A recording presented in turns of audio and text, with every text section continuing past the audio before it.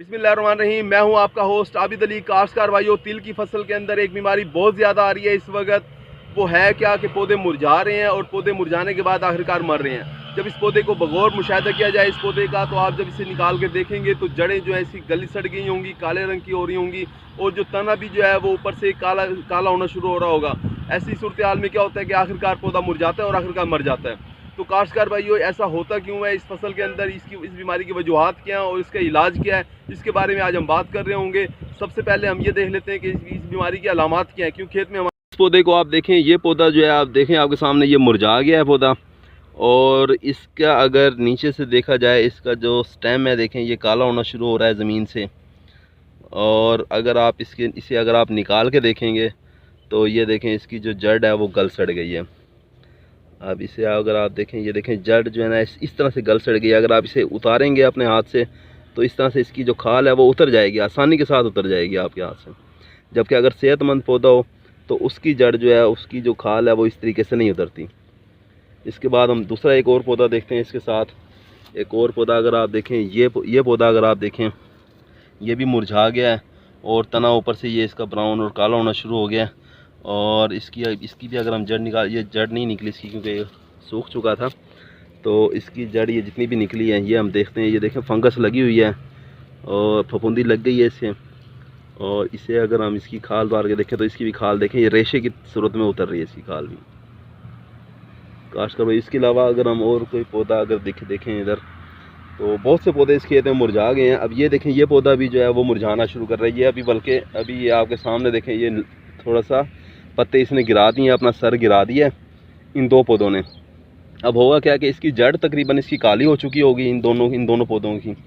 और अभी ऊपर से काला नहीं हुआ, ये आहिस्ता आहिस्ता जो है जैसे बीमारी बढ़ेगी, ये कल तक जो है, ये कल परसों तक जो है इसका ऊपर से जो तना भी काला हो जाएगा और ये आखिरकार ये दोनों पौधे भी मुरझा जाएंगे। तो ये अगर हम इसकी निकाल सकें जड़, आपको मैं दिखा सकूँ, ये देखें काश्तकार भाई, ये इसकी जो जड़ है क्यों गल सड़ गई थी तो पूरी नहीं निकली है ये भी देखें, ये अंदर से आपको किस तरह से ये नज़र आ रही है गली हुई।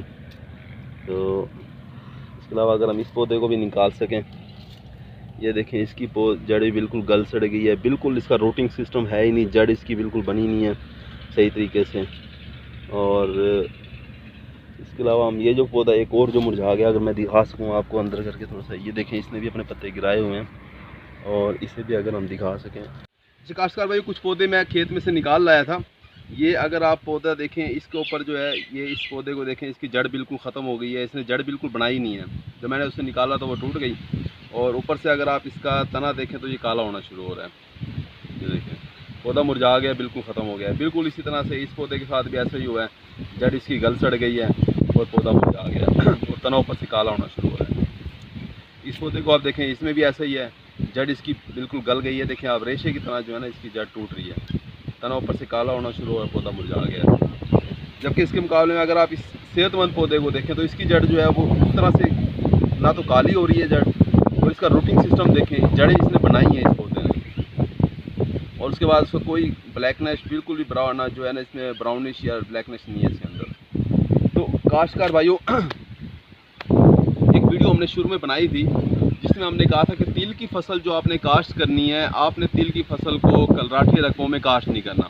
यानी कि ऐसे रकबे जिनके अंदर नमकियात ज़्यादा हों, जिनकी मिट्टी के अंदर नमकियात ज़्यादा हों, वहाँ आपने तिल की फसल को काश्त नहीं करना। ये अच्छी पैदावार नहीं देगी, पैदावार आप नहीं ले सकते तिल की फसल से। इसी तरह से ऐसे रकबे, ऐसे इलाके जहाँ जिस जगह ज़ेर ज़मीन पानी कड़वा है, यानी नमकीन पानी है, साल्टिश पानी है, उस जगह भी आप तिल की फसलों को काश्त नहीं कर सकते। तिल की फसल जो है वो एक नाजुक फसल है, नमकियात को बर्दाश्त नहीं कर सकती। जहाँ नमकियात ज़्यादा होंगे वहाँ इसमें एक बीमारी आती है, जो बीमारी हमने अभी आपको दिखाई है कि इसकी जड़ें गलना शुरू हो जाती हैं। असल में क्या होता है कि ज़मीन के अंदर फंगस जो है, फफूंदी जो बेतहाशा मौजूद होती है। जब उस फफूंदी को साजगार माहौल मिले तो वो फैलना शुरू हो जाती है और बीमारी का बाइस बनती है।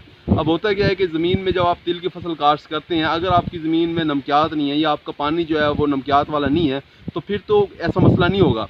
लेकिन अगर आपकी ज़मीनें नमकियात वाली हैं या पानी नमकियात वाला है, तो फिर ज़मीन में मौजूद जो फफूंदी है उससे बढ़ना शुरू कर देगी और वो जो है ना जड़ों को गला सड़ा देगी। तो काश्तकार भाइयों, अगर ये मसला आपकी खेत में आ गया है तो अब इससे बचना किस तरीके से आपने, आपने क्या करना है, थायोफिनेट मिथाइल 2 ग्राम फी लीटर पानी के अंदर मिक्स करना है और उसका स्प्रे करवा देना है। मिसाल के तौर पे अगर आपकी टैंकी जो है वो 20 लीटर की है, तो आप 40 ग्राम थायोफिनेट मिथाइल जो है, ये फंजीसाइड है, ये फफूंदी का जहर है थायोफिनेट मिथाइल, ये आप 40 ग्राम अपनी 20 लीटर की टैंकी के अंदर मिक्स करोगे और इसका स्प्रे करवा दोगे, तो किसी हद तक आप इस जो फफूंदी वाली बीमारी है इससे आप बच जाओगे, अपनी फसल को आप बचा सकोगे। काश्तकार भाई, उम्मीद है कि वीडियो आपको अच्छी लगी होगी। अपना ख्याल रखिएगा। अल्लाह हाफिज़।